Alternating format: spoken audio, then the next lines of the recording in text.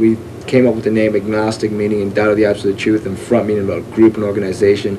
Back then we had the BYO and stuff like that, which was the Better Youth Organization. We wanted to keep everybody together, and that was our whole purpose, and it still is today. When we first got into hardcore, even before we thought of making a band, it was just an outlet. It was a place to go every weekend where you could go and you could go nuts. You know, you get on that dance floor and no matter what happened to you during that week, you got it out.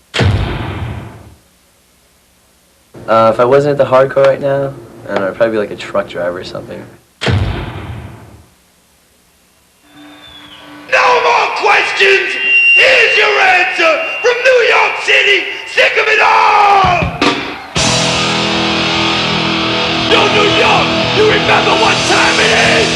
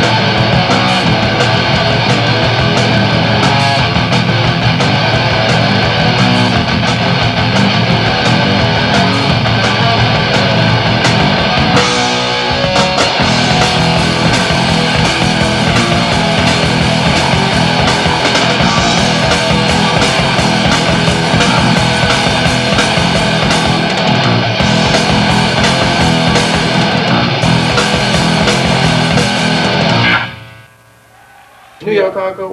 What is New York hardcore? What is Me and him. I grew up around Guidos and kids like that and Cousins and shit, I was the only and white heavy kid metal in my kids. neighborhood. And I was totally always getting beat up and always thrown around, and I was rejected from that whole little society there. They couldn't accept me for what I was. So we and built our own. I found this clique of people that I got along with. We were people that, you know, that strived for different things. And the kids that I was growing up with that were abusing me and beating me up now work at like offices or in supermarkets, and or they're all Murphy's Law fans. Back 1982, 83, it was, like I said before, like a family. It was a life, it was like everybody's together. We were pretty much it was a very poor way of living. We all lived in one apartment on 188 Norfolk Street down here in Lower East Side. It was about 10 of us. And our ways of eating or anything like that was we used to actually, you know, man on the street, you know, ask for change and stuff like that. And we worked together. We'd all bring back money and we'd eat. It was a very poor lifestyle. And we lived together. We learned how to live as people together instead of like individually breaking up and like being like, you know, selfish stuff. We kind of learned like sort of like a commune, you know, sort of like you can say like a hippie commune, but it was nothing like a hippie commune. But what I'm trying to say is, it was more of a harder commune, you know. We're gonna be doing a lot of stuff on my first album, an album called Victim in Pain. This song here is called Victim in Pain.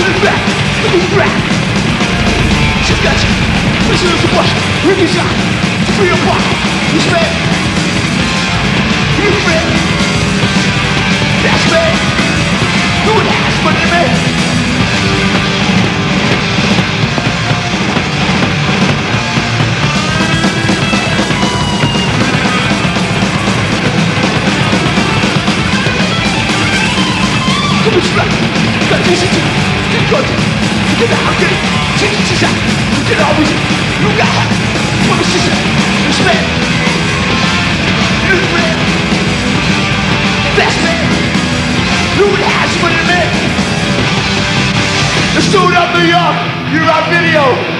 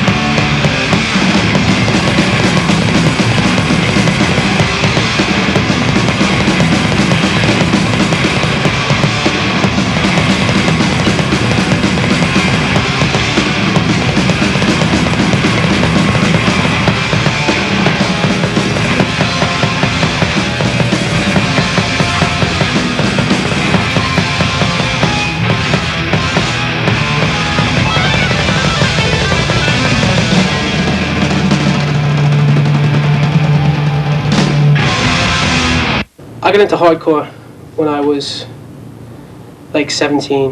What happened was I was into metal for a long time, and I was into AC/DC and all that other stuff, and I loved it, you know, all through high school.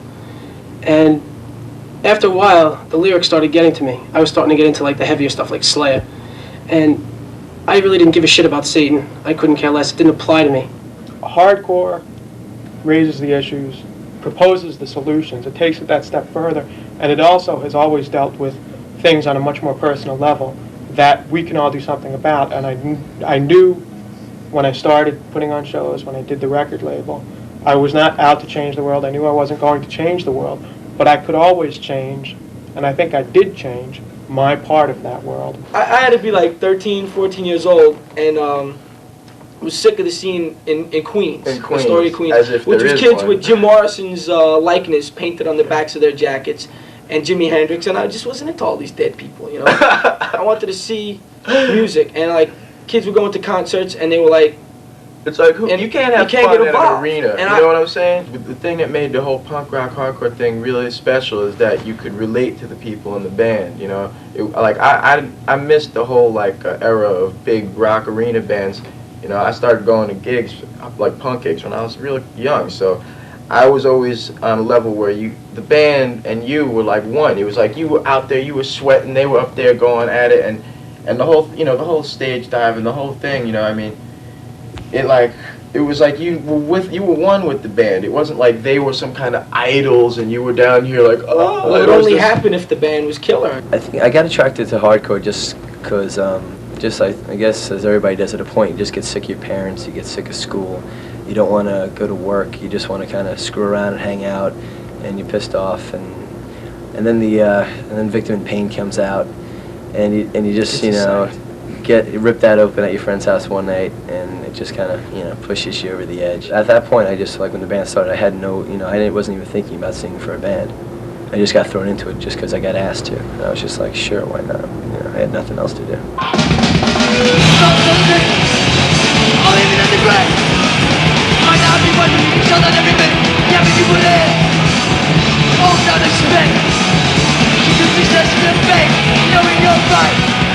Memories of better days, holding on to British subject. Competition has its way of bringing you down, bringing you down. Always be number one. I'm your garbage, funk. Need a jet, get in the way of the gold we spent. Now you ain't split. We work to watch it alone, I'll make the way. Memories of better days, holding on to British love you. Competition has its way, making a man chance to be glad. Okay! Get a wallet.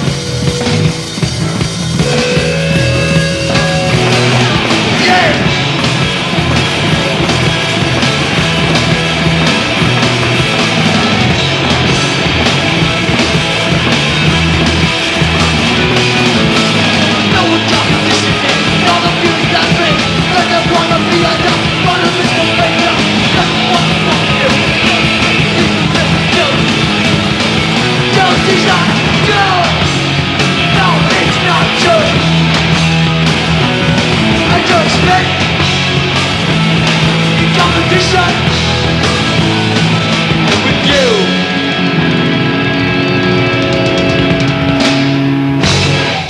Our music is written total crowd participation. Yeah, You know, you 'cause can't- that's how we grew up. Listening to early hardcore was total crowd participation.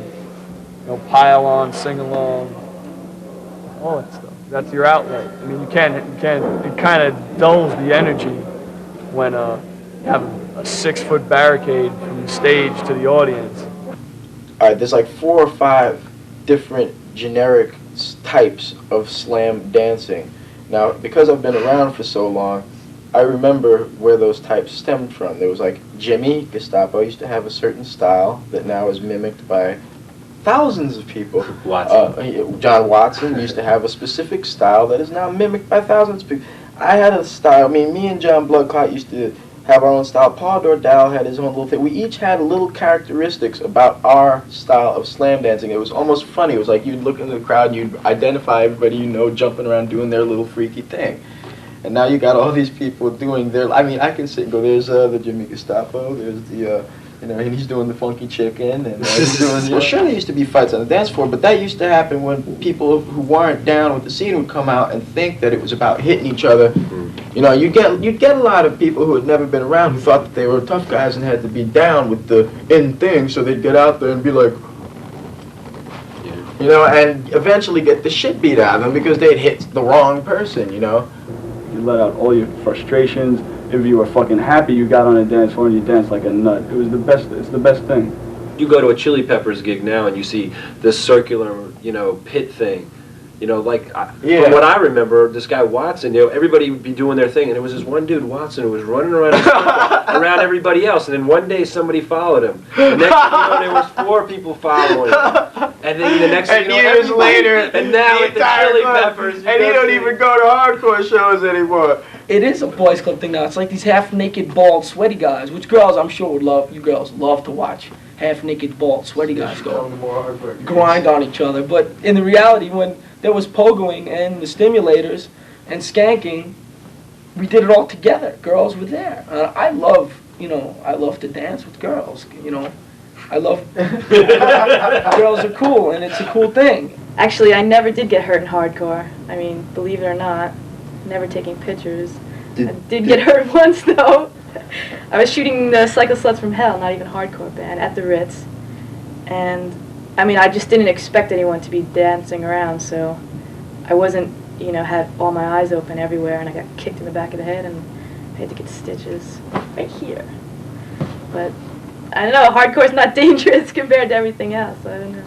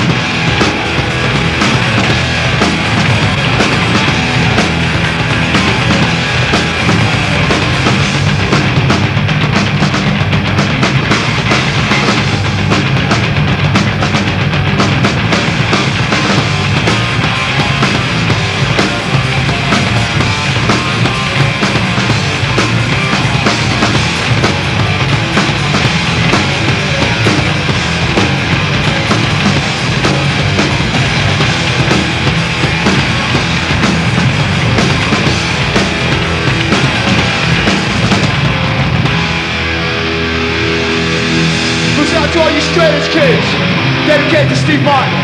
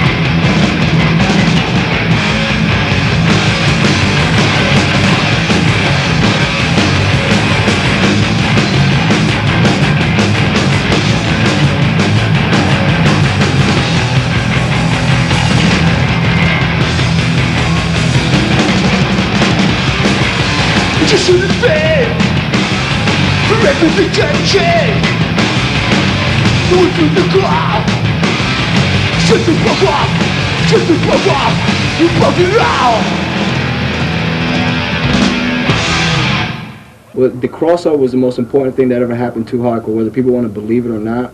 Just when it was starting to get a little bit boring because everybody was playing the same 3 chords back and forth and every other way, we broke into that, you know. And at the same time, it was people, the metal kids were breaking into hardcore, and I saw them breaking in and liking what we play, so I wanted to try out what they're playing, and I got a kind of like a good cross between both of them, and I liked it. I enjoyed watching bands like Carnivore.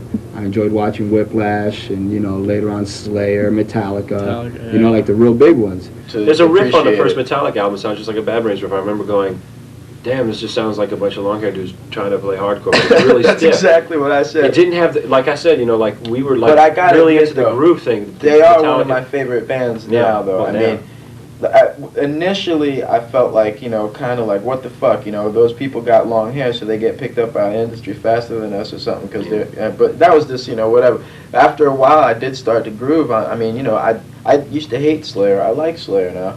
The thing you gotta understand is most of these bands, I mean, some of them might believe in their lyrics and all that, but most of these bands just write that for shock value to go along with the power of the music, the brutality of the music. The lyrics are brutal like that just to paint a picture, you know, to give you that full range, that total viciousness. When you sing about stuff that's like fantasy, if people are into that, fine, but if they're not into it, it's meaningless. Whereas if you're singing realistic lyrics, it's an inescapable fact you're singing about and has a lot more impact and makes the whole package of the music and the lyrics more, I don't know, impact-like. Dramatic?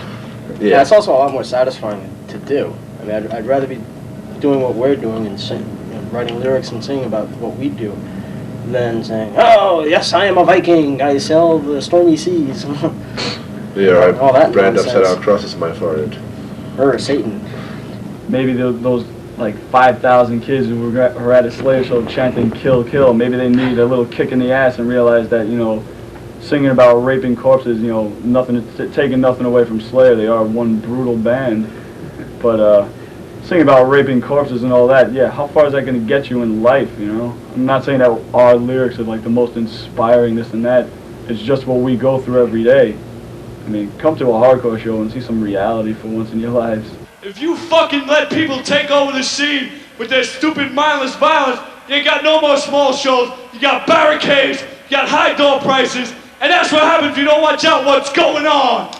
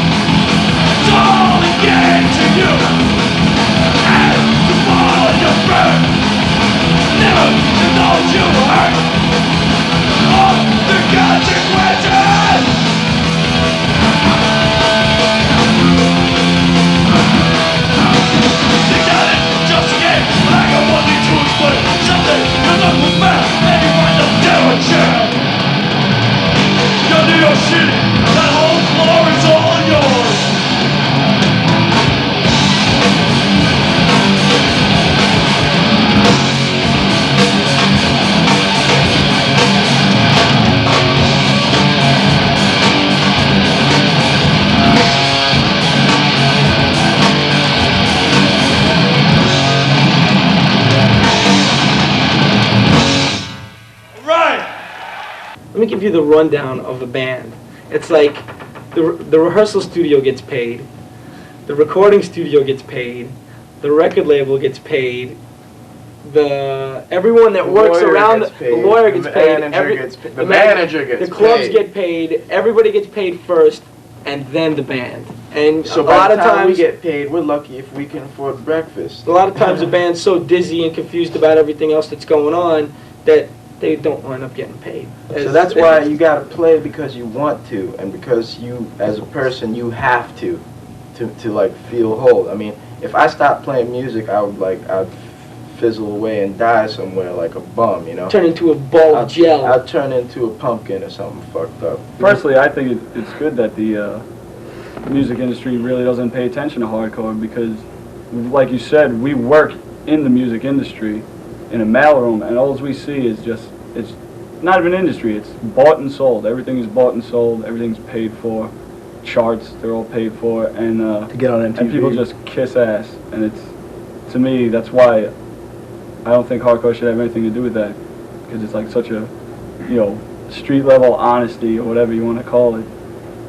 I'm glad the music industry doesn't pay attention to hardcore. Who needs it? I mean, when we pull up to the gas station in our van, they don't say hardcore band with a statement. Here, free gas. You know, when we go to rehearse, they don't say rehearse for free. You have something to say. You know, we have to pay for all this shit. Like I was saying about bands. I mean, it's the same thing with recording. I mean, the studios don't let us record free. We have to pay to record. We have to pay to rent a van. We have to pay to drive across the country. We have to pay to eat. You know, we have to pay for our T-shirts. We have to pay. We have to lay money out for all this shit. And all the times that Murphy's Law had to do this, we had to do this off of jobs that we've carried. I'm still, you know, I work 2 jobs still, and plus try to go to school and get my shit together, and it's fucking hard. And that's just to travel across the country. And when we leave for tour, we all quit our jobs, we all quit our lives, move out of our fucking apartments just to play to you little punk bastards. And that, you bastards should appreciate this shit. Prick. I'm serious, man. You guys should appreciate what we do. See, I mean, and it's like we don't make money off of this. We get by. If you're a metal band, you get respect. You get bigger guarantees. They just treat you with more respect. Like small hardcore bands like us, they don't even care, you know. It's like they'll still charge $15 each kid at the door, but we'll only get like $500 to play, and the place will be packed. And then some nights when the metal band plays, you know, it'll be $15 to get in. The metal band's getting $5,000, and there'll be 15 kids inside, you know. And they always give like the metal bands, just because it says metal, they give them more respect. I mean, it's a hard job. I mean, did you ever sit down and have to write an album? Did you ever go on tour? You know, things like that. It's really hard. But it's something we love to do. So at least we have a job that we like to do. Because if I didn't have this, I'd be sitting behind a desk doing some shit job with some stupid fucking suit on, which I would, you know, would hate. You know, this is what I love to do.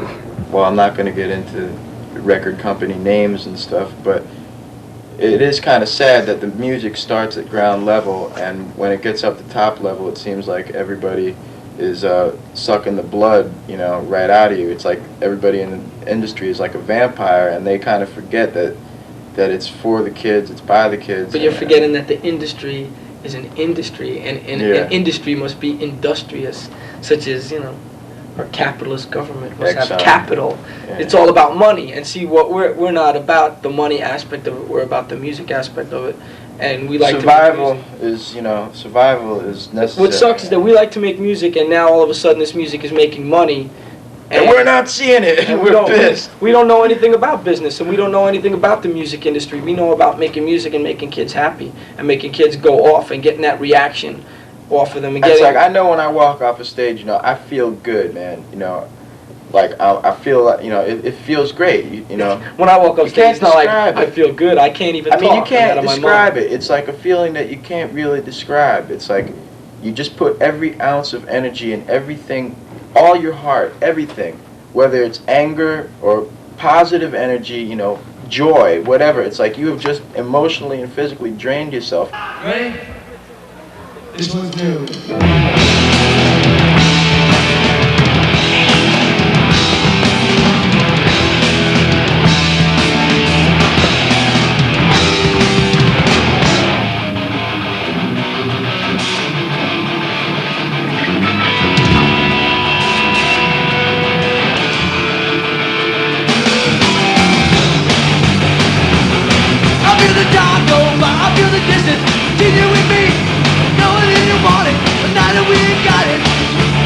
You gotta turn it around, pick it up, the things we said, what did it mean to you?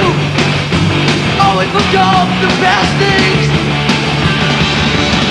and I feel the distance, maybe you missed it, and I feel the distance, maybe you said, not enough to turn away, and I think of all the things that we don't do anymore. Is it too late? Is it too late to mend the pain, heal the wound, fill the cup, fill it right back to you? Message is killing me.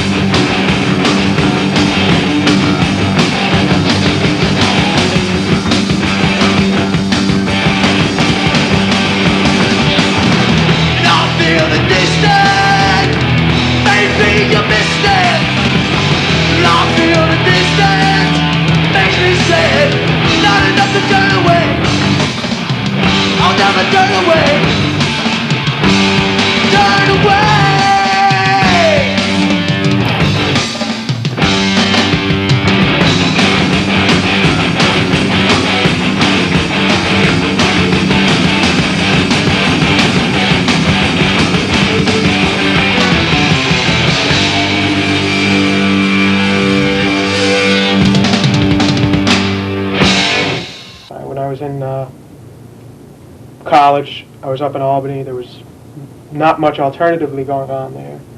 And my friends and I were driving all the hell over the place, up to Syracuse, out to Boston, always coming down to New York City for CB's matinees. And we were just traveling too much. We weren't getting our schoolwork done because we were too involved with traveling around to see the shows. We decided it was hardcore. We could do it ourselves. We found a hall to rent out. Found a sound man willing to work with us, and then got the bands coming through, and it became a pretty big thing. For quite a while, towards the end of my college time, it became a real regular stop for all the bands that were coming through, that were playing New York City, that were playing Boston, and needed somewhere in between. And we did all the Black Flags, Suicidal Tendencies, and all that stuff. And the important thing was, there was nobody outside involved. It was run by kids, for kids. The bands were playing for the kids. And there wasn't that barrier there that there is everywhere else. And there wasn't some big company taking our money. Jimmy was trying to say something about trying to get paid. Harley was trying to say something about getting paid. And it's really bad. I mean, for the bands, you know, they get screwed over by lawyers and businessmen or whatever. Little labels get the same deal, only worse. You got to put upfront money, pay cash upfront for all the records you put out. Put out a single, you got to pay, you know, a couple $1,000s to a pressing plant before they even send you the records. Then, when you give them to a distributor, they say, okay, we'll pay you in 60 days. Then what happens is they sell out in 30 days, and then they say, oh, well, send us more. Well, how the fuck can I get more unless somebody gives me money to press it again? It's like, I don't have an endless wealth of cash. You know, the capital's not there for me to do anything with. It was us doing it because we wanted to do it, because we really cared about, and we still do care about, the integrity of the music. And that's when I had finished college, I was in law school, and still wanted to keep a finger in what was happening, and that's when a friend and I started a record label called Combined Effort, and for the same reason. There were a lot of bands that wanted to do stuff that didn't want to be with the bigger record labels and make some more money for someone else, like this video is doing. But, you know, and that's a choice for bands to make, whether they want to. It seems to be very often justified by getting larger exposure, getting their message across to more people. It's not upsetting, but when you put your heart and your soul into something and you don't get nothing back, you know, it's depressing and you don't want to do it anymore. So when people say, oh, big business is bad, or making money is bad, that's bullshit. Because if I didn't have money, if I don't have money to put out records, I also don't have money to eat.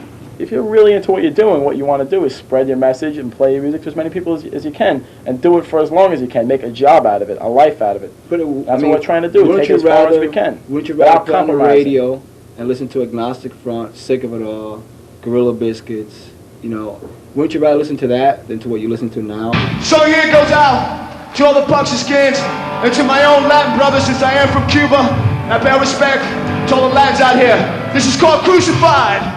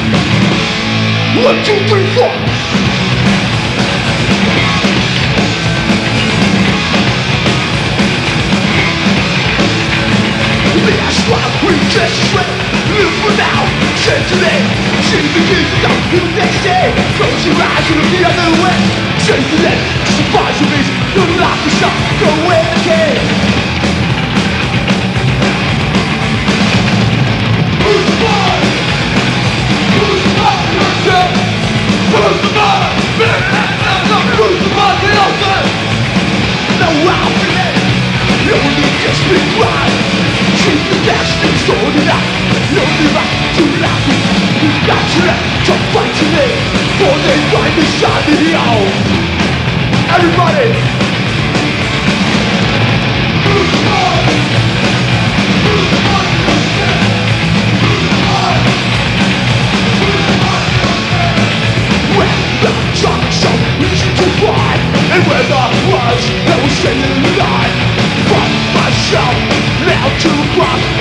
it back, let it go. It's your fault, you ruined our lives. And whether was you crucified, whether was you commit your crime, but it's always lost you to time. Crucify the nation, crucify, crucify the nation, crucify, crucify the nation, crucify, crucify the nation. Touring's, it's the best thing. You don't, like when I first went, I just went as a roadie, and it was like such a change. You don't have to do anything you don't want to. It's so much fun. You have like, all you have to do is show up and play. Yeah, it was like going back in time. It was like seeing like CBGBs, and we were going to other states and seeing the way it was. We were seeing it there. All the kids were friendly, you know, they were all into it. There was no backstabbing going on, you know, stuff like that. Nobody was complaining that our records were in a shopping mall, you know. Yeah. Kids were thanking us because the record was there, because if they send away for the record, you know, 6 months later they still didn't get it, but now you could go down to the fucking mall and get it. Yeah. And plus, a lot of the other places, it's not like everywhere we played was like a bed of roses. There were some places where we had a lot of trouble with people who didn't agree, who had preconceived notions. You just get to meet a lot of kids who just like really, just from your records, they just really get in, just get into what they think you guys are about. Sometimes they get disappointed, because like they just read the lyrics and they think, here are these guys and they're, they're really righteous and they're all cool and stuff, and we're just, we're idiots just like everybody else, So it's like sometimes they just like, these guys are dicks, but it happens. You can't, make everybody happy. What about Europe? Europe's like gambling, kind of. You can play one show and it's like, yeah, you're rolling the a couple dice. thousand people and it's cool and everything's, great and you're like big and everything. You play another place, there's like 15 people there getting beer bottles thrown at you.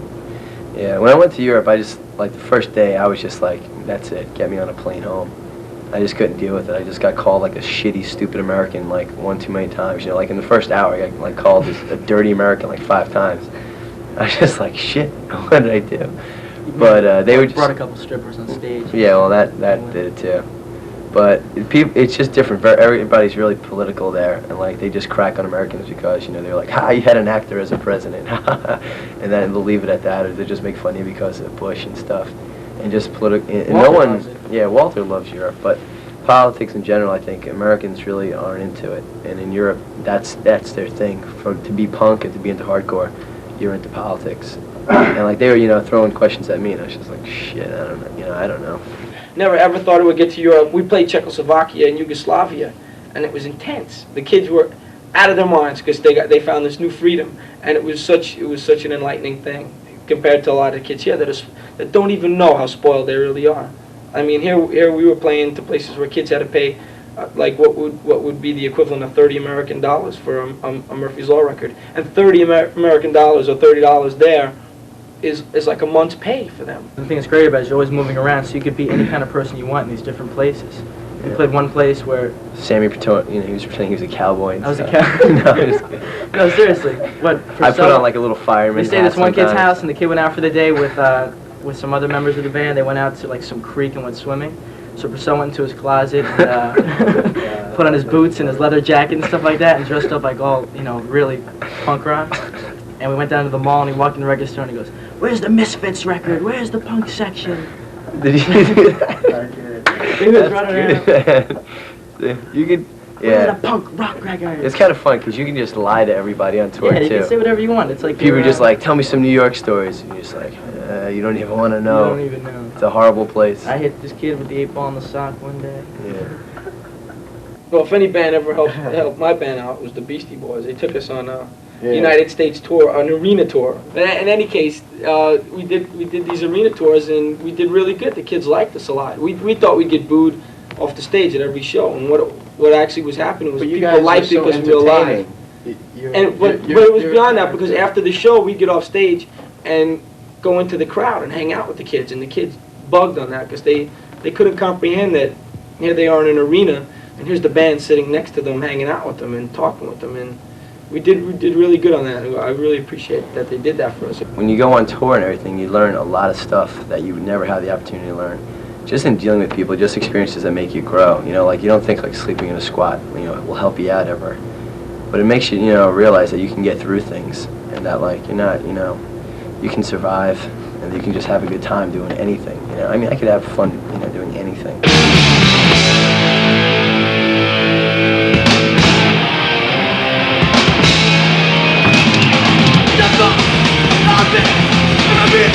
I don't give a shit, nothing street on my town. That hurts, not my fucking crap. Oh God, wow. Oh God, wow.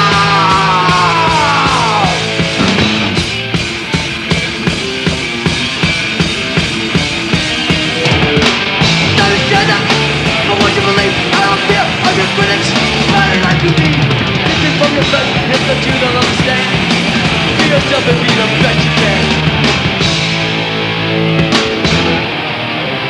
Step back, moment, easy way, be something. Grab your same thing, onto yourself, push coming down. Go for the person, hold your breath. Oh God, wow, hold your, hold.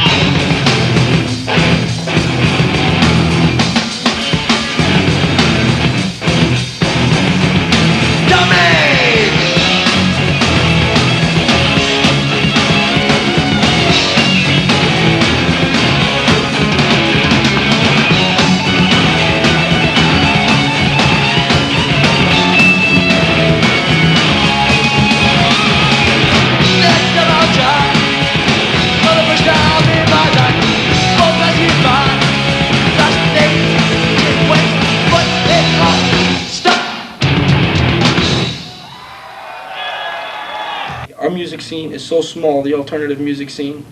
I'm not talking just about hardcore, college music also.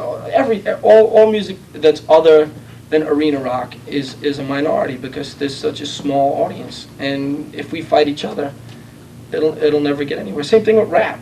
Kids are shooting each other, the music's getting a bad rep. You talk about freedom of speech, and that's the first thing you want to take away. I mean, censorship is really wrong. You should let a band put out what they listen to what they got to say, or however they got to say. You're taking away their freedom of speech. The only thing they're doing is making kids hungry to go out and buy records like that. They're only making the kids want it more. So it's only working in reverse of what they're trying to do. If we stick together, it'll be so much stronger. If young people stick together, we'll be such a stronger force, stronger voting force. Politicians will listen to us. You know, just speak up, and people listen. Now what I'm about to say, I'm not opening the floor to political discussion. I got 3 friends over in Saudi Arabia. Whether you agree with what's going on or not, it's too late, we're in it. I just hope they come home fast and they come home safe. And it goes out to Dave, to John, and to Larry. It's called the justice system.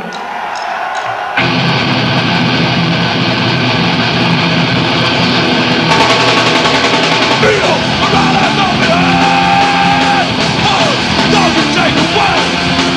But there are those who will try to rule the life that you and I truly wish us back.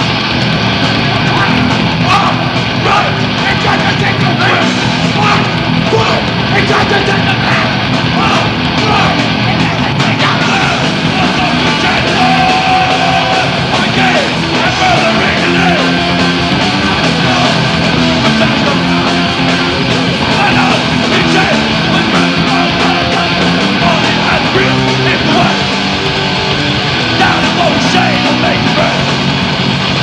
As I tell you to learn. But to me, it's got to be a better way to find more right. And to have a sense to do for ourselves.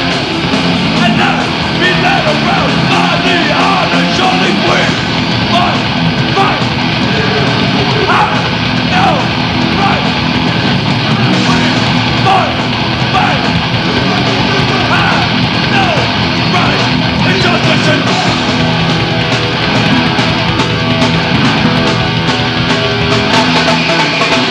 Freedom around our lives. Don't be taken away. No matter what it is they try. Because the flag of freedom burns deep down inside me.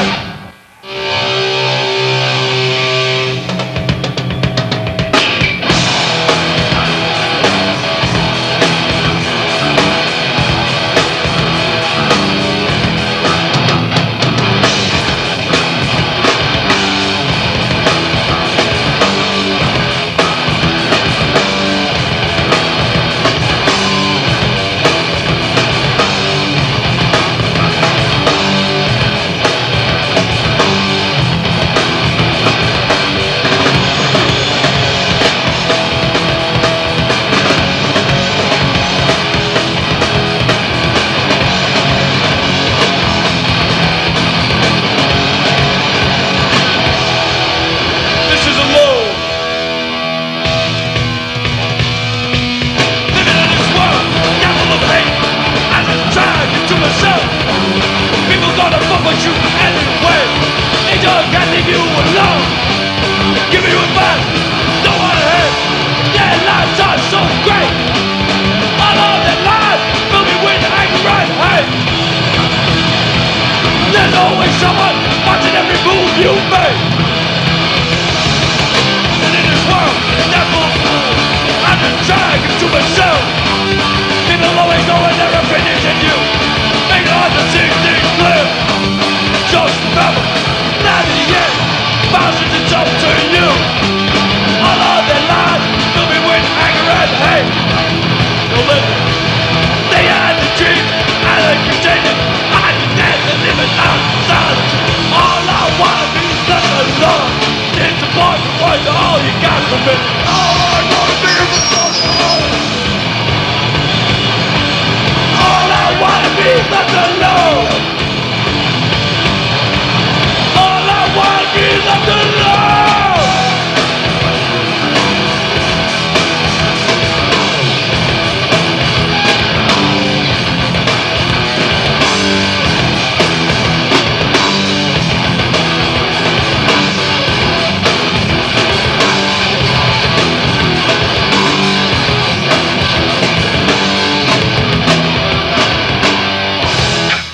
Now, as far as we go, it's more of a unity thing. You come to the show to have a good time, but that's what we want to put out to these kids, that it's about having a good time, not about getting into fights. Unity, man. What we were striving for then, and we didn't even know we had it, was unity. We used to preach all this stuff like, unity amongst the scene and this and that. We didn't think we had it. When that actually we had it more than we ever probably will have it, because we were so tight. And now it's like we play shows, Murphy's Law play shows, and kids start fighting each other. I mean, on the dance There floor. was a riot at their last gig, and it, at our last gig in New up. Jersey, that these kids just started beating the shit out of each I other. mean, of course, over me or nothing. Jimmy don't, neither me or Jimmy minds a good riot. I mean, the whole But, basis of hardcore music is an outlet of aggression and anxiety for kids that are dealing with things in life. When you get on the dance floor, you go off for this aggressive, loud, hard music, and that's a good thing, because when you leave refreshed. But the main thing is that you don't fight with each other. You just go there and you scream and you yell and you jump around, but you don't punch the shit out of There's so each many other. That's other not people what it's in the about. world that are trying to fight us. If kids would behave themselves at shows instead of bringing knives and shit to the things, you wouldn't have to have barricades or bouncers. But this is the way it is now. And these people blame us for this, which is ridiculous, because it happened years before we came into the scene. They're blaming us for the violence that happens at shows because of our lyrics. I mean, that's just like saying Ozzy Osbourne killed those kids with his lyrics. Well, the fact that there is no matinees because people themselves have destroyed it, because it's gotten to a limit. Like I was at the last matinee where Killing Time broke up, and there was a fight that beat up the bouncer. Yeah, you get these kids they coming in pulled like out gang guns and style, stuff and like they that. start trouble. It ruins the whole thing. Well, it used to be the best scene I've ever seen in my life. New York hardcore was the best. But now with all the violence, I mean, you can't even have small shows. This is the only show that's been in New York in so long. And if you're a small band, you can't play the Ritz. Where's the growth going to be now for new bands? Were they going to play the Ritz every week? You can't. There's no CBGB matinees or anything like that.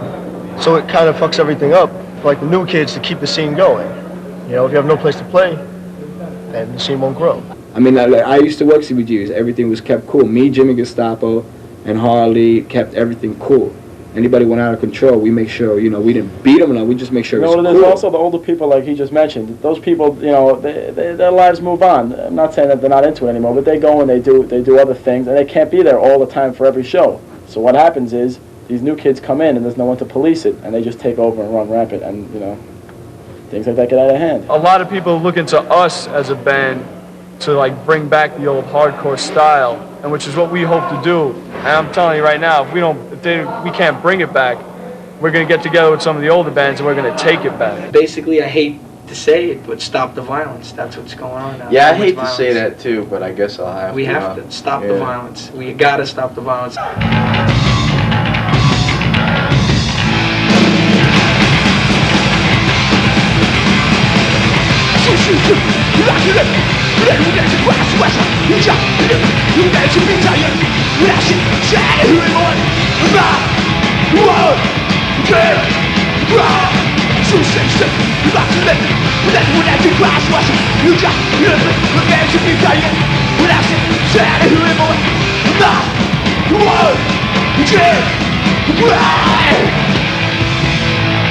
Let's fuck shit up.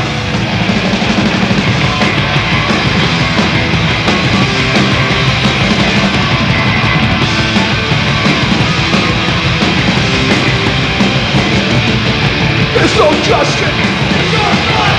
I'm nothing. Screw all of us. There's no justice. There's no love. There's nothing.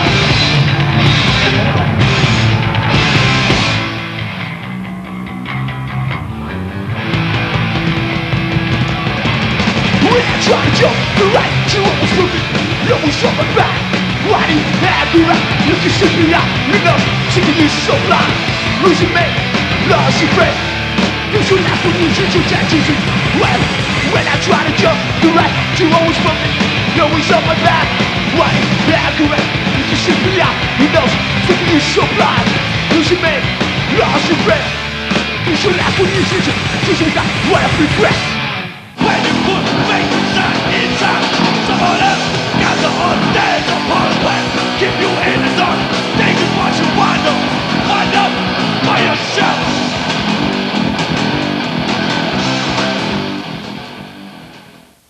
Okay, Gorilla Biscuit started, I think about late '85, and we started off just how everybody did. I hate to be a pain in their behind, but could you speak up? 'Cause Oh, I sure. can't get any levels. I'm sorry. Keep busting my All right. balls. I will. Okay. in the parking lot. In our posh uptown apartment. This is just part of our apartment. So, Forget He doesn't even have his shit right Where there. are we supposed to be looking here? Am I supposed to be looking here, here, or there? I'm all over the place. And I'm just like, wherever you want to be, doesn't matter. Okay. Anyway, I think it's all a bunch of bullshit. Everything is bullshit. Everybody's full of shit. Especially everybody who thinks that they're not full of shit. God, you know I was told him I'd do this for the camera. Oh man. Fucking Jimmy. Wait.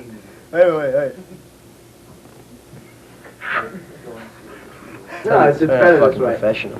Yeah, I know, sorry. It's okay. I think we should kill everybody. And I'm very much into politics. Worst of all, I'm an Islamic, neo-Hindu, Buddhist, satanic Jesus freak. Bands you never heard of. That's old like Malignant hardcore. Tour. You know Malignant Tour, Hal. Old like punk hardcore bands. Mental abuse, bands like that. Bands that just You had can't that take away the rawness. glory from There's those glory. bands. The Psychos. Jesus Christ, the Psychos. It's like undeniable glory there, you know? I don't have anything else. Good. Thank you. Because we have so much other shit too, so. Let's get after that.